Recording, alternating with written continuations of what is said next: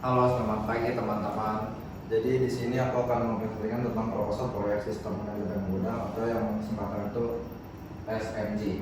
Next.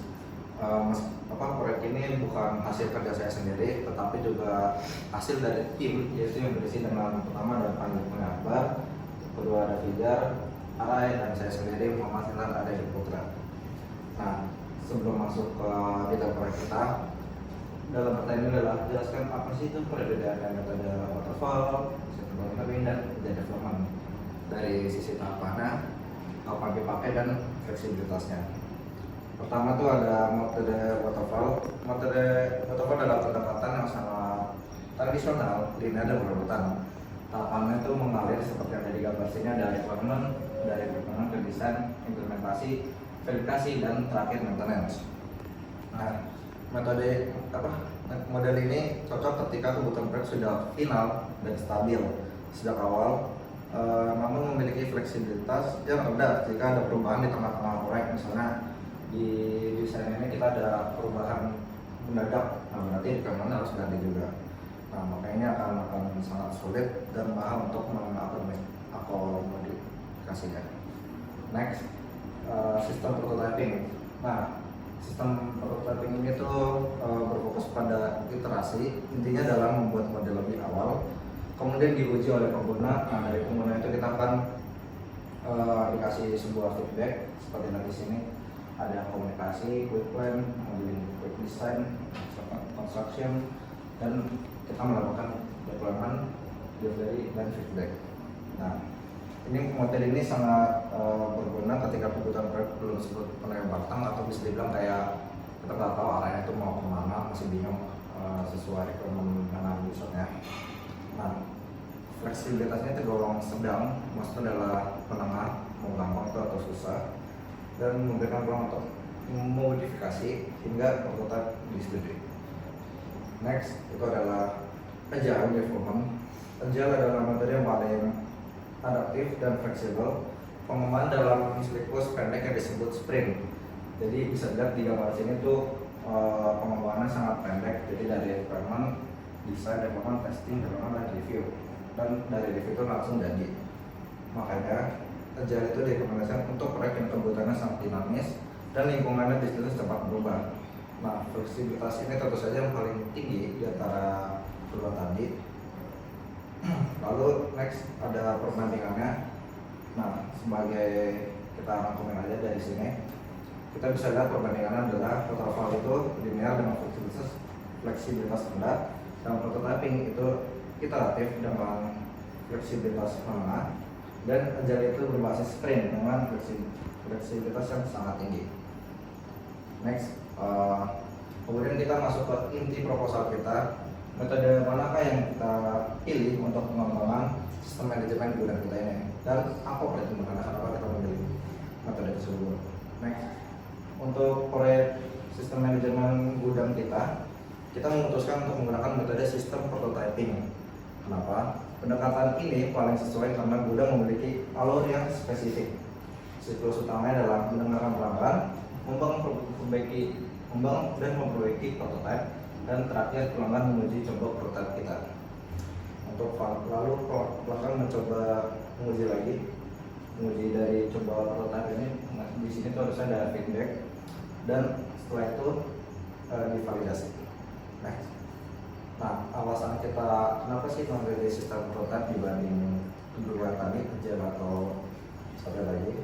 Karena kebutuhan sistem gudang seringkali belum sepenuhnya jelas dari awal dan bisa berubah seiring waktu. Dengan metode ini, kami dapat memastikan validasi kebutuhan langsung dari penggunanya, baik itu admin, staff, maupun manajer gudang. Integrasi feedback pengguna menjadi lebih cepat, sehingga ketidaksesuaian sistem di akhir proyek dapat minimalitas. Lalu terakhir, di slide berikutnya, penggunaan metode prototipe dalam studi kasus. Metode ini tuh dapat memberikan fleksibilitas tinggi terhadap perubahan sistem, mendukung kolaborasi aktif, memfasilitasi implementasi masalah selanjutnya, dan terpenting membantu memahami sistem melalui visualisasi langsung seperti yang dirancang terlihat pada tampilan dashboard. Pandangan di sini itu pertama Itu sebagai admin gudang, jadi memang ada dashboard orang, lalu di master data itu ada master barang, kategori, pengguna, dan terakhir data player. Nah, di next slide ada pertanyaan user, story, dan fitur produk. Saya akan menjelaskan hasil user story yang kami dapatkan, kemudian merinci fitur dan fungsi utama dari produk sistem yang di dalam gudang. Dari hasil pengompolan kebutuhan, kami merumuskan beberapa user story yang menjadi daftar pengembangan seperti sebagai staff gudang. Saya ingin bisa memindai barcode saat mencatat barang masuk agar proses input tersebut menjadi cepat dan akurat. Lalu next, di fitur produknya ya. Di fitur produk sistem manajemen gudang kami hadir dengan 6 fitur. Pertama adalah autentikasi pengguna untuk keamanan login. Kedua, pengelolaan data bahan baku dan barang jadi lengkap dengan kode. Yang ketiga, catatan barang, catatan transaksi masuk dan keluar barang otomatis dan efisien. 4, monitoring stok secara real time. 5, pembuatan laporan stok dan transaksi dalam format PDF dan Excel. Dan terakhir ada integrasi dalam barcode ya untuk mempercepat catatan transaksi. Di slide berikutnya ada fungsi produk. Secara fungsional, sistem manajemen produk kita akan menjamin keakuratan data stok barang, memudahkan pengawasan dan pengelolaan persediaan secara menyeluruh, mendukung pengambilan keputusan yang cepat dengan informasi relevan yang tadi kita gunakan, yaitu dalam menggunakan QR, dan tentu saja mempermudah proses catatan dan pelaporan untuk mencapai efisiensi operasional. Lalu di next slide ada pertanyaan tentang diagram. Next slide, kita masuk ke perencanaan proses. Saya akan menjelaskan hasil use case diagram dan beberapa activity diagram utama untuk memberikan gambaran teknis mengenai alur-based system. Nah, pada slide ini ada use case diagram, dan use case diagram ini menggambarkan interaksi antara aktor dan sistemnya. Nah, aktor utama itu ada admin gudang. Jadi admin gudang itu fungsinya adalah mengelola data barang, memverifikasi transaksi, proses laporan. Nah, kalau di sini lihat admin gudang manajemen data, mengupload, dan dia akan masuk ke autentikasi login. Dan staf gudang mencatat transaksi, barang masuk dan keluar. Manajer gudang untuk memantau stok dan menuju transaksi. Dan terakhir manajer produksi melihat laporan di stok, notifikasi stok menipis, ekspor laporan, yaitu format PDF Excel tadi. Nah, yang dilihat di gambar ini sudah jelas ya apa fungsi utama sistem dari aktor ke fungsi sistemnya. Jadi fungsi sistemnya itu seperti login ke sistem, input transaksi masuk keluar barang, verifikasi transaksi, dan pembuatan laporan. Di next slide ada activity diagram, yaitu proses bisnis utama kita dengan cara mengembangkan alur kerja atau langkah-langkah aktivitas sistem. Nah, langkah-langkah prosesnya itu yang pertama pengguna login ke sistem, lalu staf mengimport data transaksi masuk atau keluar barang, dan sistem otomatis memperbarui stok di database, dan manajer akan melakukan verifikasi transaksi atas perbuatan dari staf gudang ini. Lalu setelah manajer nanti sistem akan membuat laporan stok dan transaksi sampai berkala. Nah, di next slide di sini ada activity diagram sebagai admin gudang yang mengelola produk. Jadi di sini admin gudang akan login ke sistem dan dia akan pilih operasi code, lalu pilih operasi. Jika operasi yang mau create, dia akan input data dan validasi data, dan jika dia akan update, jika tidak dia akan ambil download dan hapus dari database. Dan jika dia mau operasi itu sebagai membaca, dia akan mengambil dari database dan tambahkan data barang, dan di sini titik pertanyaan itu sebagai kembali data barang.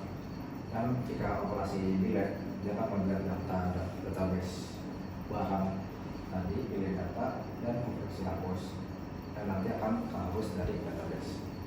Dan next di slide berikutnya ada activity diagram sebagai staf gudang yang mencatat transaksi barang. Staf gudang nanti akan login sistem seperti semua tadi. Kalau pilih menu transaksi barang, pilih jenis transaksi, dan jenis transaksinya mau barang masuk atau barang keluar. Nantinya dia akan masuk ke sini dulu. Nah, validasi barang, datanya valid atau tidak. Kalau tidak, dia akan tampil pesan error, dan kalau iya, dia akan tampil ke catat transaksi masuk. Dan setelah itu dia akan cek ketersediaan stok, apakah stoknya cukup. Kalau iya, dia akan kurangi stok di database atau transaksi keluar, dan tampilan ada kebebasan untuk validasi dicatat, dan jika tidak, tampilan stok tidak cukup. Dan next di activity diagram sebagai manajer gudang yang memverifikasi transaksi. Nah, manajer gudang ini ada kaitannya dengan staff tadi, karena dia akan memverifikasi transaksi yang approve barang masuk dan keluarnya dari staff gudang. Jadi yang pertama seperti sama kayak tadi, dia lalu sistem, dipilih menu verifikasi transaksi, yaitu akan masuk ke sistem tampilkan data transaksi yang belum diverifikasi oleh manajer. Dan setelah itu kita akan pilih transaksi akan diverifikasi dan detail transaksi, dan dicek sesuai data dengan dokumen visit. Dan jika datanya tidak sesuai, maka akan tolak transaksi dan update status transaksi ditolak. Dan nanti di hasil akhirnya itu ada pesan alternatif transaksi ditolak. Ketika tidak setuju, nanti update status transaksi akan terverifikasi. Next slide, kita akan activity diagram sebuah permintaan barang. Jadi ini tuh manajer produksi ada kaitannya. Jadi sebelum staff nanti manajer dulu, baru staff, baru di manajer yang approve barang tadi. Lalu di sini itu semua sama saja. Dari awal tuh dia harus login dulu. Nah, setelah login, pilih menu permintaan bahan baku, dan dia akan masuk ke sistem. Ada tampilan bahan baku tersedia kayak peta, kayu, dan lain-lain. Dan kita akan memilih bahan baku yang dibutuhkan dan input jumlah bahan baku yang kita akan minta, input tanggal kebutuhan, dan nanti kita akan mengecek stok bahan apakah stoknya tersedia. Jika tidak, maka stok tidak akan cukup, dan jika iya, kita akan membuat permintaan bahan baku dan tersimpan database dan mengirim notifikasi ke gudang bahwa kita akan minta stok ini untuk ditambah. Next slide, kita akan melihat manajer gudang sebagai laporan dan stok. Yang pertama, login ke sistem, pilih menu laporan dan stok, dan nanti akan ditampilkan di dashboard, dan pilih jenis informasi. Di sini setelah dari jenis informasi nanti ada dua arah, yaitu adalah ada tiga arah, maksudnya notifikasi stok menipis, stok time, dan laporan inventory. Kalau laporan inventory itu nanti akan silakan ke tampilan laporan dan akan siap untuk dibaca melalui dashboard ke PDF atau Excel. Dan stok real time nanti akan menampilkan stok data stok barang yang ada di dashboard tadi, dan notifikasi stok menipis, dan terakhir ditampilkan data barang stok rendah. Di next slide, dalam penjelasan proses ini, sesuatu memastikan keamanan akses ke sistem, lalu input tersedia oleh staf penting untuk mencatat pergerakan barang secara akurat, dan update stok otomatis memastikan data selalu terbaru dan terpercaya. Verifikasi oleh manajer untuk menghindari kesalahan dan penyalahgunaan, dan laporan membantu manajemen melalui komposisi dan tepat berdasarkan data. Dan terakhir, sekian dari saya sebagai Muhammad Ade Putra dari tim kelompok yang malam ini. Wassalamualaikum warahmatullahi wabarakatuh.